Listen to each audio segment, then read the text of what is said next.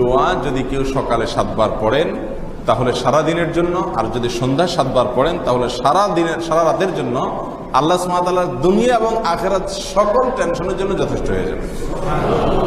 একটু চিন্তা করে দেখেন তো,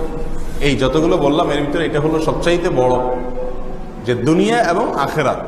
উভয় জগতের সকল পেরেশানির জন্য আল্লাহ সুবহানাহু ওয়া তাআলা যথেষ্ট হয়ে যাবে যদি সে কি করে। সূরা তাওবার শেষ আয়াতে যে দোয়াটি রয়েছে, যেটি আমরা সকাল সন্ধ্যার দোয়ার বইতে উল্লেখ করেছি, হাসবি আল্লাহু লা ইলাহা ইল্লাহু আলাইহি তাওয়াক্কালতু ওয়া হুয়া রাব্বুল আরশিল আযীম। এর অর্থ হলো